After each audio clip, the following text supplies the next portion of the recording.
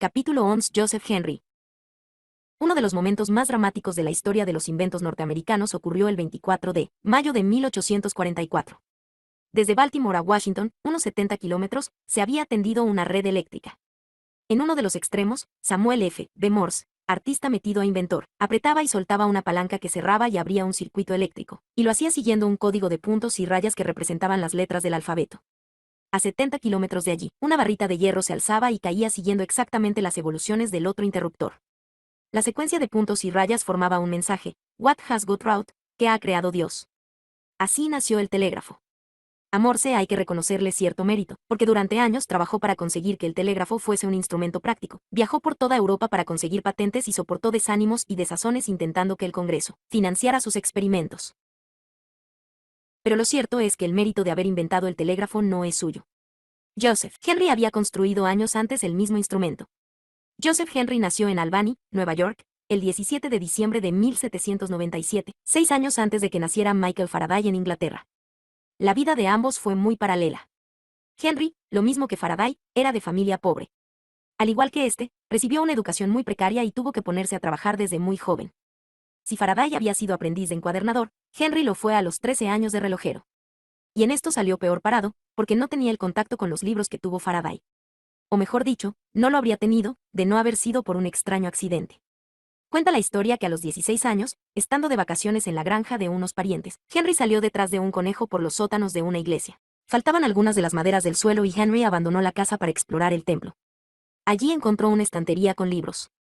Uno de ellos era de historia natural. Lleno de curiosidad comenzó a hojearlo. Bastó eso para encender en él la llama de la ambición, así que decidió volver a matricularse en la escuela. Ingresó en la Academia de Albany, obtuvo su título, enseñó en escuelas rurales y dio clases particulares para ganarse un sobresueldo. Estaba ya decidido a estudiar medicina, cuando una oferta de empleo como supervisor le encauzó hacia la ingeniería. En 1826 estaba ya enseñando matemáticas y ciencias en la Academia de Albany. Henry empezó trabajando en el campo de la electricidad y el magnetismo, y ahí su vida vino a asemejarse aún más a la de Faraday. Descubrió por su cuenta el principio de la inducción electromagnética, independientemente de Faraday, y es probable que también descubriera la autoinducción antes que él. La autoinducción es el voltaje inducido en una bobina o en un alambre recto, justo después de cortar la corriente en el alambre. Esta inercia es consecuencia del colapso del campo magnético que acompaña a la corriente. Pero el hecho es que Faraday publicó antes el descubrimiento, de manera que es él quien se lleva el mérito. Henry se apartó luego de la línea de investigación de Faraday y empezó a especializarse en el magnetismo, formado por corrientes eléctricas. El físico danés Hans Christian Ørsted había demostrado en 1820 que una bobina de alambre por la que circula una corriente adquiere las propiedades de un imán. En 1825, un zapatero inglés llamado William Sturgeon, que tenía por hobby la electricidad, enrolló 18 vueltas de alambre de cobre alrededor de una barra de hierro dulce doblada en forma de herradura. Al pasar una corriente por el alambre, el hierro actuaba como un imán. Sturgeon inventó el nombre de electroimán para este dispositivo. El artilugio de Sturgeon no era más que un juguete. Joseph Henry, sin embargo, oyó hablar de él en 1829 y convirtió el juego en un instrumento muy importante. Vuelta tras vuelta enrolló un largo alambre de cobre alrededor de la barra de hierro, y para obligar a la corriente a fluir por toda la longitud del alambre, sin pasarse de una vuelta a la siguiente, aisló todo el cable con una envoltura de seda. Cada vuelta del alambre hacía más potente el imán. Utilizando la corriente de una batería ordinaria, consiguió levantar en 1831, en Princeton, más de 300 kilos de hierro con un electroimán. Y ese mismo año logró izar más de 1 tonelada de hierro en Yale. Pero los electroimanes no eran solo cuestión de fuerza bruta. Henry construyó algunos modelos pequeños, muy delicados, que servían para un control muy fino. Imaginemos que conectamos uno de estos electroimanes a 1 kilómetro de alambre, conectado a su vez a una batería, y supongamos que podemos enviar una corriente por el hilo al cerrar un interruptor y cerrar el circuito. Mientras fluye la corriente, puede hacerse que el electroimán, a 1 kilómetro de distancia, atraiga una pequeña barra de hierro. Si luego abrimos el interruptor y el circuito, el electroimán dejará de ser un imán y la barrita de hierro quedará libre. Cerrando y abriendo el interruptor en una secuencia determinada podemos hacer que la barra de hierro suba y baje siguiendo la misma secuencia. Justamente eso era lo que estaba haciendo Henry en 1831. Ahora bien, la electricidad se debilita al fluir por un cable largo, y para subsanar este inconveniente Henry inventó el relé. La corriente que llegaba al electroimán tenía justo potencia bastante para levantar un pequeño interruptor de hierro. Este interruptor, al levantarse, cerraba un segundo circuito por el que pasaba una corriente mucho más intensa. La segunda corriente podía entonces activar un segundo electroimán que era capaz de realizar el trabajo que él, primero, no podía haber hecho. Henry, sin embargo, no patentó sus electroimanes. Creía que las leyes de la ciencia y sus beneficios eran patrimonio de toda la humanidad y que no debían utilizarse para provecho de un solo individuo. Eso permitió a los inventores utilizar libremente su electroimán para construir instrumentos que ellos sí patentaron. Morse, por ejemplo, patentó su telégrafo de electroimán, que funcionaba con el mismo principio que el de Henry. Y cuando otros intentaron utilizar el telégrafo de Morse sin su autorización, se justificaron diciendo que había sido Henry, y no Morse, quien lo había inventado. Pero los tribunales fallaron a favor de Morse. Alexander Graham Bell utilizó también un pequeño electroimán en su teléfono. El invento de Bell habría sido imposible sin los descubrimientos de Henry. Henry utilizó en 1829 el electroimán para hacer rotar rápidamente un disco entre polos magnéticos mientras pasaba la corriente, y en 1831 describió el aparato. Era como el generador que había inventado Faraday, solo que a la inversa. En el generador, un rotor convierte fuerza mecánica en electricidad. En el dispositivo de Henry se utiliza ese rotor para convertir electricidad en fuerza mecánica. Henry había inventado el motor eléctrico.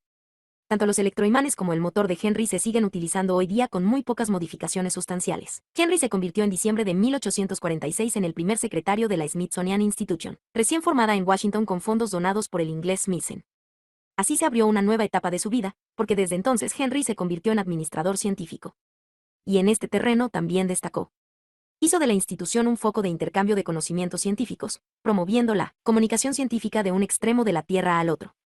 Henry fue un hombre de ciencia norteamericano con reputación internacional, el primero de su especie desde Benjamin Franklin. Dentro de las fronteras de su país también promovió el crecimiento de nuevas ciencias. Se interesó, por ejemplo, en la meteorología, la ciencia de las condiciones climatológicas y de su predicción, y utilizó los recursos de la Smithsonian Institution para establecer un sistema de información meteorológica, desde todos los puntos de la nación. Henry fue el primero que utilizó el telégrafo, cuyo conocimiento él mismo había hecho posible, para este fin. A partir de allí se creó la Oficina Meteorológica de los Estados Unidos. La mayoría de la gente piensa que la guerra científica es un producto del siglo XX.